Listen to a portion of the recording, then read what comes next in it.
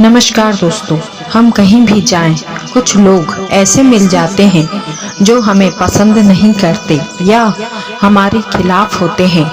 लोगों से भरी इस दुनिया में ऐसा कोई कोना नहीं जहां आप इन लोगों से बच सकें। हकीकत यह है कि नकारात्मकता और सकारात्मकता के बीच संघर्ष हमारे अस्तित्व का एक हिस्सा है। हम कोई भगवान नहीं हैं कि कोई नकारात्मकता हमारे अंदर ना हो, लेकिन कई बार हमारा द्वेष, अप्रसन्नता या कूढ़न हमें उस व्यक्ति से ज़्यादा नुकसान पहुंचाते हैं जो कि इन भावों का असली कारण है। हम नकारात्मक रुख अपनाकर खुद को चोट पहुंचा सकते हैं, अपनी मानसिक शांति भंग कर सकते हैं। जब हम किसी चीज से लड़ते हैं या किसी कारणवश अपनी प्रतिक्रिया देते हैं तो उस समय हम केवल अपने अहम को संतुष्ट कर रहे होते हैं। यह निश्चित रूप से दो अहम के बीच का टकराव होता है। यह एक तरह से बेकार का युद्ध है जिसमें हम केवल सही या गलत दिखाना चाहते हैं। हम अपना नजरिया मनवाने के लिए या तो सामने वाले पर हमला करते हैं या अपना बचाव करते रह जाते हैं, जबकि इसी साहस शक्ति के बल पर हम अपने लिए, अपने प्रिय पात्रों के लिए व समाज के कल्याण के लिए कुछ बेहतर काम कर सकते हैं। यह जीवन की वास्तविकता है कि दो व्यक्ति एक जैसी समस्या के लिए एक जैसे समाधान नहीं अपनाते। किसी भी मतभेद या मनमुटाव को हल करने से पहले आपको उसके कारण, अपनी भावनाओं व उसके बाद उठाए गए अपने कदमों पर विचार करना चाहिए। किसी भी मतभेद, बहस या विवाद को सुलझाने के लिए बहुत ज़रूरी है कि आप उसके मूल कारण का पता लगाएं।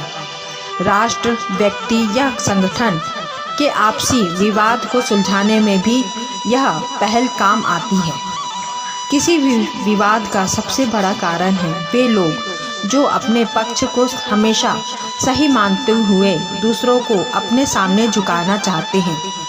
ऐसा देखा जाता है कि प्रायः शादीशुदा जोड़ों, परिवारों व संगठनों में छोटी मोटी बातों पर विवाद शुरू हो जाते हैं। हालांकि उन्हें स्थिति के बिगड़ने से पहले ही संभाल लेना बेहतर होता है। वैसे संघर्ष के या विवादों के समाधान निष्पक्ष भाव से किया जाना चाहिए। जब हम दूसरों के मुंह से कुछ ऐसा सुनते हैं जो हमें अच्छा नहीं लगता तो इससे हमारे दिल को ठेस पहुंचती है। हमें इस बात को याद रखना चाहिए कि लोगों को अपनी राय देने का पूरा अधिकार है, फिर चाहे वह हमें पसंद हो या नहीं। जिस तरह दूसरे अपनी राय देते हैं, उन्हें अपनी राय देने का हक है, उसी तरह हमें भी अपनी प्रतिक्रिया चुनने का अधिकार होता है। यह हम पर निर्भर करता है कि हम इस समाधान, शांति, संघर्ष, विवाद, बहस के मामले में कौन सी प्रतिक्रिया चुनते हैं। किसी भी समस्या का समाधान उसका अंतिम उपाय नहीं होता, बल्कि जिंदगी में आगे बढ़ने के साथ साथ उसमें भी सुधार या बदलाव की आवश्यकता होती है। आपका वास्तव जिन व्यक्तियों या परिस्थितियों से पड़ रहा है, उनके अनुसार तकनीकों में बदलाव लाना होगा। संघर्षों के समाधान या विवादों के समाधान के समय अपने प्रभावों पर नियंत्रण होना बहुत आवश्यक है, ताकि हम बिना किसी भय, घबराहट और चीख चिल्लाहट के अपनी बात को कर सकें। एक तनाव रहित जीवन जीने के लिए संघर्ष विहीन, विवाद विहीन वातावरण का होना जरूरी है। यदि बेवजह के विवाद से आप बचना चाहते हैं तो हमें दूसरों को भी अपमानित करने वाली या क्रोध दिलाने वाली या दिल दुखाने वाली बातों को नहीं करना चाहिए तथा दूसरों का मान भंग करने वाली भाषा का प्रयोग भी नहीं करना चाहिए। बेवजह के विवादों में यदि हम दूसरों को अपमानित करने वाली भाषा और दिल दुखाने वाली भाषा का प्रयोग करते हैं तो बेशक दूसरा पक्ष भी अपने बचाव में उठ खड़ा होता है और फिर नतीजा नहीं निकलता है। हमें अपने जीवन में यथासंभव संघर्ष से बचना चाहिए, विवादों से बचना चाहिए, ताकि अधिकांश समय प्रसन्नतापूर्वक बीत सके। हमें अपने बड़े प्रयत्न से अपने साथ होने वाले गलत बर्ताव को भुलाने की आदत डालनी चाहिए।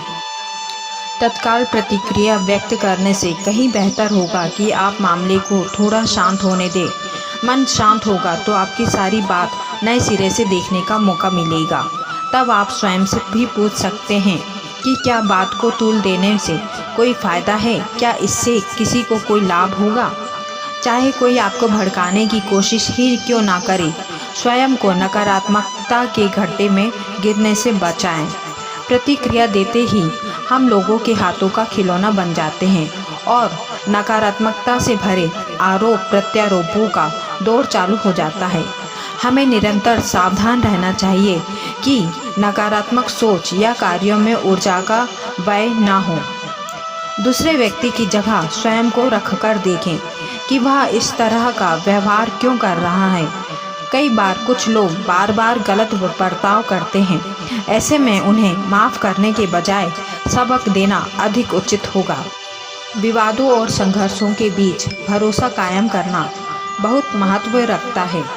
आपको समस्या का आकार घटाकर उसे सही नज़रिए से देखना आना चाहिए। अगर कुछ पाना है तो बहस जीतने या नंबर बनाने के बजाय अपनी महत्वपूर्ण चीज़ों की ओर ध्यान केंद्रित करना चाहिए जो हमारे जीवन के लिए अति आवश्यक है। अपने जीवन में झांक कर देखें, याद करें कि आपको पिछले वर्ष की कितनी समस्याएं या विवाद याद हैं। समय बीतने के साथ साथ वे छोटे और गैर मामूली लगने लगते हैं।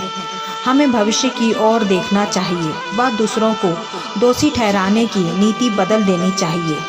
विवाद व व्यर्थ के संघर्ष आपकी ऊर्जा को सोख लेते हैं, अतः उनसे बचाव करने में ही भलाई है। यदि आप सचमुच अपना पक्ष नहीं छोड़ना चाहते हैं तो यह लड़ाई बुद्धिमत्तापूर्ण लड़ें।